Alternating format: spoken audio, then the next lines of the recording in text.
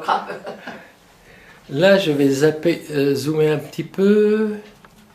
Voilà. Alors, je voulais partager aujourd'hui avec vous une petite méditation assez courte, je pense, parce qu'on ne peut pas chanter indéfiniment, c'est un peu difficile. Mais quand j'ai réfléchi sur ce qu'on pouvait dire aujourd'hui, j'ai dit Seigneur, je voudrais que ce soit ton esprit qui dirige et qui décide ce qu'on va dire. Alors j'ai trouvé quelque chose. Le Seigneur a commencé par me donner un mot. Et un mot qui tombe bien à notre époque actuelle, c'est le mot intimité. Je vous ai dit au début qu'on allait être enveloppé d'amour. Ouais, c'est bon, c'est bon. C'est bon? Tout le monde entend bien? Ouais, vous n'entendez pas beaucoup. Ah d'accord. Ah ben j'ai pas une... oui, c'est Pierre qui a pas dit. Si, ça va? Oui. Donc je vous ai dit tout à l'heure qu'on était entouré d'amour, mais on va aussi prendre un bain d'amour. Quand on est ensemble, c'est un bain d'amour avec le papa. C'est comme dans la famille, quand on se retrouve tous. On est tellement heureux, tellement joyeux. Et c'est un peu ce qui nous arrive. Et dans ce bain d'amour, on est avec notre Père Céleste. Alors le Seigneur voudrait qu'on le connaisse plus intimement. Alors voilà, nous connaissons l'intimité avec Dieu. Quand on est seul avec Dieu, bon, on est un duo, on n'est pas tout seul puisqu'il est là. Donc c'est le duo. Et dans nos chambres, dans le secret de nos chambres, eh bien, beaucoup le connaissent, d'autres n'ont pas trop de secrets. Ça dépend le temps qu'on passe. Mais le jour du Shabbat, du repos de l'Éternel, c'est une intimité collective, une intimité familiale. Et nous allons rentrer donc dans cette intimité collective avec Papa.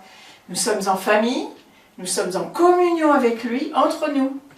Et c'est la famille qui s'aime, qui se réunit. Et il n'y a rien de plus beau. Vous savez, quand des enfants se sont disputés ou autre, les parents ils sont tellement contents quand ils voient tous leurs enfants autour d'eux, dans la joie. C'est une joie pour les parents, c'est une joie pour chacun. Et les réunions de famille, il n'y a rien de mieux. Et le Shabbat, c'est un peu ça. Ça réjouit nos cœurs. Mais c'est l'amour du Père qui coule d'en haut sur nous, dans nos cœurs, et sur chacun de nous, dans nos maisons, et qui diffuse partout où nous allons. Vous savez, il n'y a pas longtemps, ma fille, qui n'est pas vraiment convertie, mais qui m'a dit « Maman, quand on vient chez vous, on sent l'amour, on sait qu'on est aimé, et on se sent bien. » Elle ne sait pas le grand plaisir qu'elle m'a fait. Elle ne m'avait jamais dit ça. Elle m'a dit, mais vous avez une aura, vous avez quelque chose. Je dis, ah bon, je ne savais pas. Mais le Seigneur est bon, parce que je me faisais beaucoup de soucis pour ma fille. Et puis, quand elle m'a dit ça, j'ai compris qu'elle discernait quelque chose qu'elle n'avait pas. Alors, et qui l'attirait. Alors, elle est revenue et nous avons eu des mots gentils. Ma petite mère, elle ne m'a jamais appelé comme ça.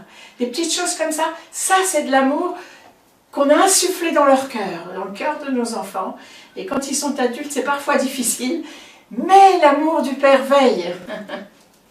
Alors dans ces temps de séparation physique, là, de distanciation physique et pas sociale, physique, cela fait du bien de se voir, de se revoir, parce qu'on a besoin de voir nos visages réjouis. Quand on ne les voit pas, il y a la voix bien sûr par téléphone, mais quand on voit, c'est déjà mieux, c'est déjà un peu plus intime. Hein? Et qu'est-ce qu'on a comme but commun, nous? Celui de le louer, de l'adorer, d'avoir ce rendez-vous avec notre Seigneur, Roi des rois. Et ce qui compte, je l'ai entendu un peu dans une prière tout à l'heure, c'est que nous avons un même sentiment, un même cœur, une même pensée. Et même l'apôtre Paul dit un même langage. Oui, parce que notre langage de louange et d'adoration nous fait reconnaître, parce qu'on a le même Dieu. Alors, on a les mêmes qualificatifs parfois. On a les mêmes descriptions même. Alors, vous allez me dire, c'est quoi l'intimité à plusieurs? Je vous ai déjà un petit peu dit, c'est une vie de famille. Mais c'est aussi échanger. En famille, on échange. 2 par 2, 3 par 3. Et puis on tourne. Hein? Et on parle de notre vécu, on remet les pendules à l'heure, on se remet à l'heure sur la vie des uns et des autres. Et on a besoin de connaître la vie des uns et des autres pour savoir qu'on est proche, qu'on est amis. c'est quelque chose qui est bien. Je ne parle pas de papotage, hein, surtout les papotages dehors, on n'en veut pas. Mais de savoir comment va son ami, ce sont des échanges de notre vécu et ça nous permet de connaître les souffrances. Bon, par exemple, on a entendu que François-Xavier a été opéré, on a entendu aussi pour Daniel. Il y a plusieurs personnes qui ont été malades, il y en a qui ont souffert pour lesquelles on a prié.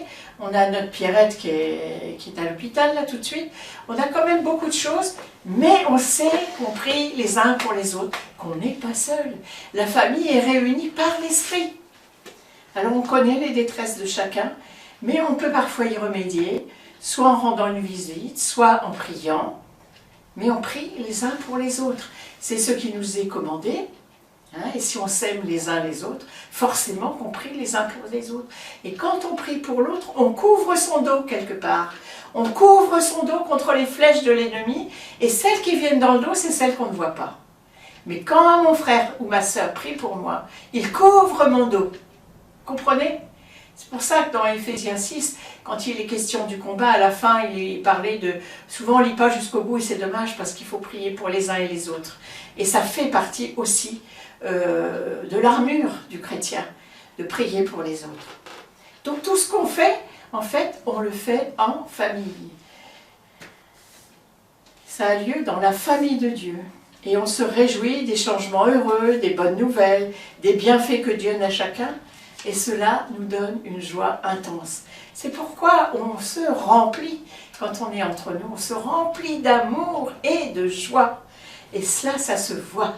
Et ceux qui nous entourent le voient. Et c'est ça que le monde doit voir, l'amour que nous avons les uns pour les autres. Et c'est à ça qu'on reconnaît le chrétien. Vous savez ça? Magnifique.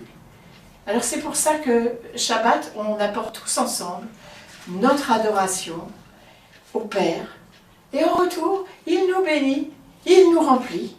Et là, on est dans l'intimité de Dieu. Et cette intimité, elle produit toujours un enrichissement. Pourquoi on y revient tout le temps? Parce que ça produit quelque chose de merveilleux et qu'on en a besoin. On est accro à Jésus. On ne peut plus s'en passer. On est des drogués de Jésus, si j'ose dire. Donc, le Seigneur produit un enrichissement, un accroissement aussi de notre vie spirituelle. On apprend toujours des choses nouvelles avec Jésus. Il n'y a rien de routinier. Tout est nouveau. Et on trouve même une sorte de maturité. Et cela, ça nous sert à être solide dans la vie de tous les jours, dans le quotidien, parce que si on est solide, on ne se laissera plus berner par l'ennemi. Et on verra les tentations de loin. On discernera ce que l'ennemi veut faire. Et on ne tombera pas dans son panneau. Parce que le Seigneur nous amène à la maturité. Et ça, on ne peut l'avoir que quand on cause avec lui, quand on parle avec lui seul à seul, dans notre intimité, dans la vie de chaque jour. Il nous aide dans les combats. Et ça, on apprend. C'est aussi l'intimité, c'est aussi connaître son caractère. Son amour, on l'a dit. Mais vous savez, quand on est fiancé, qu'on a un petit ami, ou je ne sais pas quoi, parce que maintenant on ne se fiance plus, on a des petits amis, bon, pour mieux le connaître, il faut s'en approcher.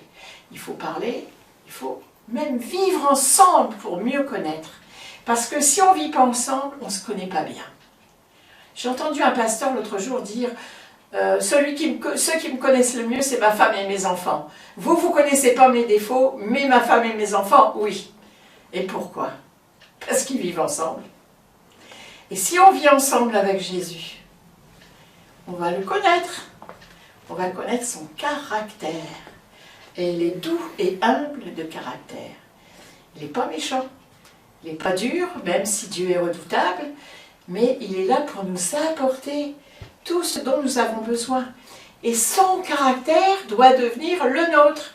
Et je connais un pasteur aussi qui disait, vous savez, quand le caractère d'une personne n'est pas changé, il peut toujours vouloir avoir la première place et faire toutes sortes de choses et être actif pour le Seigneur. Il n'y aura pas de fruit parce que son caractère n'est pas changé. Alors là, ça nous fait réviser quelque chose parfois. C'est vrai que notre caractère doit être aligné sur celui de Jésus-Christ. Il faut vivre avec lui pour le connaître. J'aimerais qu'on observe dans la parole de Dieu ceux qui ont eu une grande intimité avec l'Éternel. Je pensais à David, roi d'Israël. Ah, il avait une intimité depuis l'enfance avec son Père Céleste. Et comment c'est arrivé? Comment il a trouvé cette intimité? Dans la solitude. Dans la solitude de la nature même. Hein? Et quand il gardait les brebis et les moutons de son père, personne ne le surveillait. Il était seul avec ses moutons et le Seigneur. Et c'était dur pour un petit berger d'être toute une journée toute seule et de ramener le troupeau, etc. Et lui, en plus, il se battait avec l'ours et le lion. Et il leur arrachait les brebis, il ne leur permettait pas de prendre un seul animal du troupeau de son père. Il aurait eu des comptes à rendre et il a été formé dans cette solitude. Il a été formé dans cette intimité avec le Seigneur. Ce petit berger tout seul a commencé à écrire des poèmes qu'il a mis en musique, puis il s'est accompagné de sa harpe. Il s'est mis à chanter, à adorer, à louer Dieu.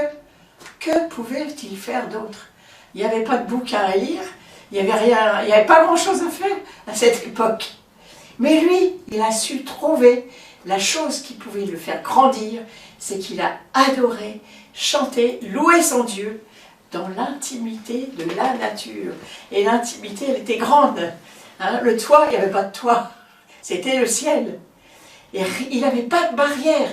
Il était confiné dehors. Voilà. Et son seul amour, son premier amour, c'était le Dieu d'Israël. C'est pas merveilleux? Et c'est là qu'il a puisé son audace en cherchant les, comment dirais-je, en attrapant les ours et les lions. Il a pris de l'audace, il a pris de l'autorité, de la force aussi. Et on trouve tout ça, hein, pour tuer le géant Goliath. C'est ça qui lui a permis de tuer Goliath après. Donc, vous voyez où est-ce qu'on peut puiser son audace, son autorité, sa force? Dans l'intimité. Il a appris la puissance de la louange et de l'adoration. Quand ça va mal, chantez un chant, vous allez voir, tout va être transformé. Votre être intérieur, votre caractère, vous allez changer d'un seul coup votre problème, puis d'un seul coup vous dites « Oh, il a disparu !» Parce que la louange et l'adoration vous emmènent vers le Père Céleste, vous emmènent dans l'intimité de Dieu, et dans l'intimité de Dieu, personne ne peut rentrer. C'est entre vous et lui. Donc l'ennemi dehors et certains problèmes disparaissent. Vous comprenez? Eh bien, c'est une chance qu'on a des psaumes comme ça, qui ont traversé les temps, qui sont venus jusqu'à nous. Parce que si on est un petit peu désolé, ben on peut lire un psaume, on peut le lire tout haut, on peut le chanter. On peut faire comme David. Et vous allez voir, ça change les choses. Maintenant, je vais prendre un autre exemple. Celui de Samuel. Vous savez, ce petit bonhomme, à 3 ans, on l'a amené au temple pour servir l'Éternel. Qu'est-ce qu'un petit bonhomme de 3 ans pouvait faire? Il a été donné par Dieu à Anne. Et Anne, elle l'a redonné à Dieu en signe de remerciement et d'amour pour Dieu. Elle a prouvé son amour pour Dieu parce qu'elle a pleuré dans le temple. Elle a pleuré toute seule avec Dieu. On l'a pris pour une femme saoule pour demander un enfant. Et elle a eu cet enfant. Et elle remercie Dieu et elle le donne pour que dans l'intimité du temple, son fils croisse à l'ombre de l'Éternel et du sacrificateur. Et après, c'était le sacrificateur qui devait lui enseigner Dieu, lui enseigner à prier, lui enseigner tout. Il était séparé de sa maman et il le voyait, il la voyait une fois par an. Vous imaginez cette solitude pour un petit garçon de cet âge? Mais c'est vrai qu'1 an, c'est vite passé. Et puis 4 ans, et 5 ans, et 6 ans. Mais c'était toujours un petit garçon. Mais quelle destinée d'apprendre la solitude si jeune, si jeune. Mais il commence à parler à Dieu. Puis un jour, c'est Dieu qui lui parle. « Samuel! Samuel !» Il va voir le sacrificateur. Il n'y a que le sacrificateur qui connaît son nom. C'est une voix d'homme. Donc il va voir le sacrificateur. Et Élie comprend que c'est Dieu. et lui dit, la prochaine fois tu diras pas, Seigneur, ton serviteur écoute. Alors il entend, Samuel, ça recommence, Samuel. Alors il fait ce que dit le sacrificateur, parce que ce petit garçon était très obéissant. Il a dit, Seigneur, parle, ton serviteur écoute. Vous imaginez, même Dieu parle à un enfant, parce que l'enfant a le cœur pur. Et cet enfant était dans l'intimité du temple, l'intimité de Dieu. Et c'est souvent la solitude, la grande solitude, qui permet une plus grande intimité. Et très souvent, l'être humain n'aime pas être seul. Il n'aime pas vivre seul, ni finir sa vie tout seul. Ça, on le sait. Mais si vous voulez rencontrer Dieu, eh bien, c'est dans l'intimité. Parce que c'est là que Dieu révèle ses plans. Vous voyez, il n'y a pas d'âge. Et Dieu veut vous parler aujourd'hui. Mais est-ce que vous prenez le temps, est-ce que nous prenons le temps de l'intimité? Sachons dire, Seigneur, ta servante ou ton serviteur écoute. Et dans tout cela, on voit que Samuel est devenu, après tout ça, un grand prophète. Par son autorité, par la justesse de ses révélations, sa grande autorité lui a permis de reprendre le roi Saül. Vous imaginez? Le prophète reprend le roi. Mais ça lui a permis de oindre aussi David. C'est lui qui est allé oindre le jeune garçon qu'on avait oublié près de ses moutons. Et Dieu avait beau lui dire, Eliab, il est beau, mais ce n'est pas celui-là. C'était le plus petit, le plus jeune, celui qui avait appris la solitude, qui avait appris l'intimité de Dieu, qui adorait Dieu. C'est celui-là que Dieu avait choisi parce qu'il avait un cœur selon Dieu. Et seul Dieu connaît nos cœurs. Hein? Donc il connaissait le cœur de David. Quelle destinée pour David! Un petit gars derrière ses moutons qui devient roi. Vous imaginez? Eh bien, à cause de l'intimité de Dieu.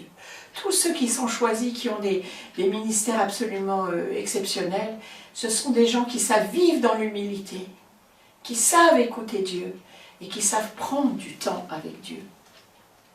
Et si je prends un troisième exemple, je pensais à Moïse. Quand il est monté sur le Sinaï, il était seul avec Jésus, avec Dieu. Il était seul. La troupe ne l'avait pas suivi. Hein. Il était seul avec son Dieu. Et cette solitude, elle lui a permis quoi? De parler, nous dit la parole, bouche à bouche, face à face. Il a vu une représentation de Dieu. Il a vu quelque chose. Il a parlé. Il a dialogué. Il était en duo. Il était seul, mais avec Dieu. Donc en duo, c'était son intimité à lui. Et de son intimité, qu'est-ce qu'il est sorti? L'étape de la loi. C'est-à-dire les règles du vivre ensemble. Oh, on n'aime pas les règles, hein, surtout nous les Français. Ouh là là. Mais pourtant, c'était un canevas de vie pour vivre ensemble. C'était le canevas du vivre ensemble universel. Et voilà ce que Moïse a rapporté. Et que dire du dernier exemple, de Yeshua, Jésus, le Fils de Dieu fait homme. Il se retirait toutes les nuits pour parler à son Père et jouir de son intimité. Il ne pouvait pas se passer de son Père et toutes les nuits, il montait sur la montagne pour prier avec son Dieu, avec son Père. Et ça, c'était de l'intimité. Alors évidemment, vous allez me dire, nous, avec la vie trépidante qu'on a, il ne travaillait pas, ça lui était facile. Eh ben, détrompez-vous, il a travaillé avec son Père. Il enseignait ses disciples, il faisait plein de choses. Mais il jouissait de l'intimité avec son Père. Ce qui lui a permis d'être un enseignant, de former ses disciples. Certainement que son Père lui a dit comment faire, puisque quelque part il dit « Je ne fais que ce que je vois faire au Père ». Son Père lui montrait et lui faisait. Vous comprenez? Et on n'est pas plus que Jésus. Donc si le Père vous demande quelque chose, qu'il vous montre comment le faire, vous devez le faire. C'est simple. Mais l'intimité de Dieu vous conduit à une obéissance parfaite. Alors il a pu former des disciples à son image, les enseigner pendant 3 ans et demi, les envoyer dans le monde pour annoncer la bonne nouvelle du salut. Ça l'a envoyé sur la croix, agonisé, mais il est ressuscité. Et c'est ça la différence. c'est que même s'il a agonisé sur la croix, c'était pour nous, pour prendre notre dette, pour prendre notre péché. Mais ça, c'était le super amour du Père qui donnait Jésus-Christ, et Jésus qui a accepté, lui aussi, par amour pour nous. Alors ça, c'est une intimité, on n'y met pas le mot entre deux, hein, je vous assure. Mais là, le Seigneur a fait quelque chose d'immense. Et il est ressuscité, pourquoi? Parce qu'il était sans péché. Qu'en est-il de notre intimité avec lui? Qu'en est-il? On a sûrement des choses à voir. Moi, je sais que j'en ai à voir. Alors, je pense que tout le monde en a, peut-être. Peut-être pas. Prenons le temps qu'il faut. Prenons le temps. Souvent, on ne veut pas prendre le temps. On tombe dans l'activisme. On fait les choses trop rapidement.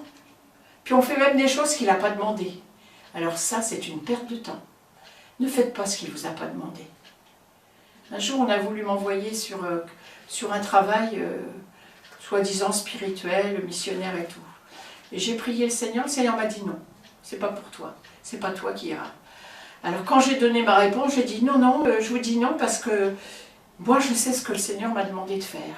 Donc ça, c'est pas ma partie, c'est pas moi qui ferai ça. Les gens étaient un peu dupes, un peu vexés, ils se sont dit pourquoi. Mais j'aime bien entendre la voix de Dieu, j'aime bien savoir quel est son plan. Sinon c'est du temps perdu. Et ce que je dois faire, c'est pas ce que vous devez faire. Et ce que la voisine doit faire, c'est pas ce que le voisin doit faire. Chacun, nous avons un appel spécial. Nous avons un plan pour notre vie. Il y a un plan général que Dieu a, on ne connaît pas tout, mais pour chacune de nos vies, on doit chercher le plan dans notre intimité. Hein, pas besoin de copier les frères et sœurs. Notre seul modèle, c'est Jésus. Hein, mais sachons ce qu'il veut de nous. J'ai envie de dire, quel est ton plan? Quel est son plan pour ta vie? Et quand nous le connaissons, ce plan, obéissons. C'est pas toujours facile. Il m'est arrivé d'obéir en pleurant. J'ai pleuré, j'ai dit, Seigneur, c'est dur ce que tu me demandes. Bon, mais c'est toi, alors je le ferai quand même. J'ai été un peu dupe sur le moment, mais après, quel bonheur, quelle joie. Parce que quand on obéit au Seigneur, c'est toujours une bénédiction, une grâce qui vous vient avec, parce que le Seigneur vous donne la force pour le faire, il vous donne l'autorité pour le faire, il vous donne tout ce dont vous avez besoin, et ce que vous ne croyez pas capable de faire, eh bien, il vous montre qu'avec lui, vous êtes capable. Et cette capacité, c'est toujours dans l'intimité qu'on la trouve. En lisant sa parole, bien sûr, en écoutant, mais dans cette intimité. Et vous savez que l'obéissance vaut mieux que les sacrifices. Alors n'oublions pas ce que dit la parole, il nous veut parfaits comme il est parfait, saint comme il est saint. Et c'est l'intimité avec lui qui nous rend parfaits, saints et obéissants. Et vous verrez que sa présence intime nous transforme et imprime en nous son divin caractère.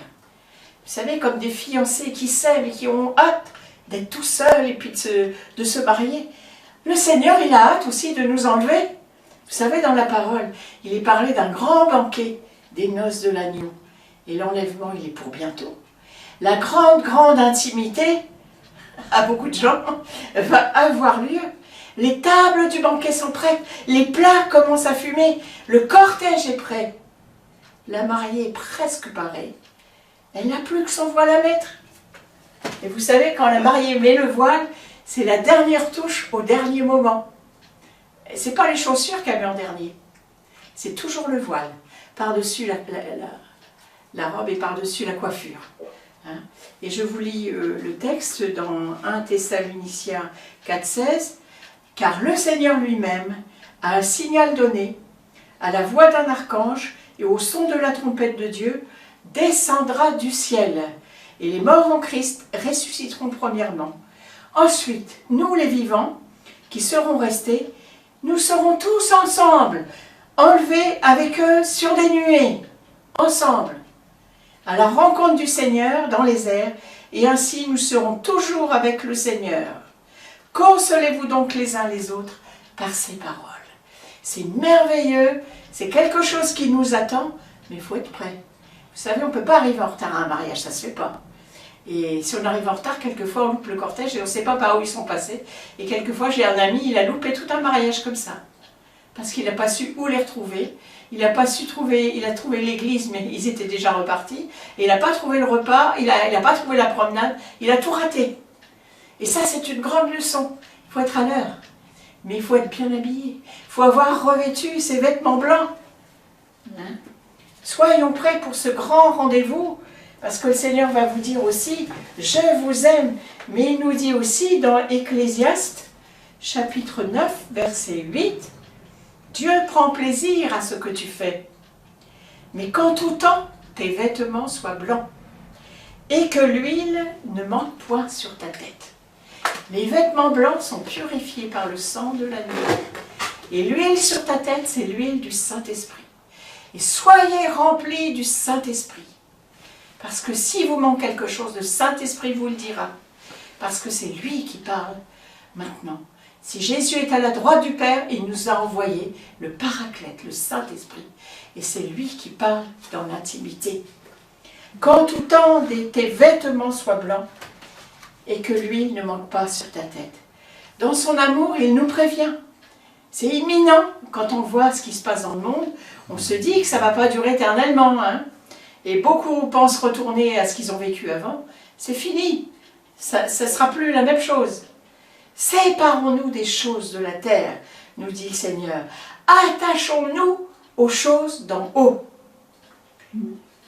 Levez vos têtes quand vous verrez ces choses. Levez vos têtes. Votre délivrance est prête, est proche. Arrive aussi, suivant les versions. Amen. Soyez bénis et restez dans l'intimité de Dieu autant que vous pouvez. Ça ne sera que bénéfique. Voilà. Amen. Amen. Merci Seigneur Jésus parce que tu parles à nos cœurs, Seigneur. Tu nous aimes et tu veux nous préparer à ce grand rendez-vous du banquet des noces de l'agneau. Alors Seigneur Jésus, je te prie de visiter chaque personne qui est là, de faire couler ton Saint-Esprit sur leur tête, de le faire couler, Seigneur, de laver leur robe, qu'elle soit blanche, Seigneur, et que je puisse dire, oh merci Seigneur, parce que tous ensemble, nous allons partir à ta rencontre. Et c'est ce que nous désirons, être prêts. Et être prêts, c'est avant, c'est pas la dernière minute. Seigneur Jésus, prépare nos cœurs, prépare nos caractères. Et merci Seigneur, parce que tu as payé le prix pour nos vêtements blancs. Merci parce que tu nous as envoyé l'Esprit Saint. Que le nom de l'Éternel soit béni, que le nom de Jésus soit loué, que le nom du Saint-Esprit soit répandu sur toute la terre. Amen.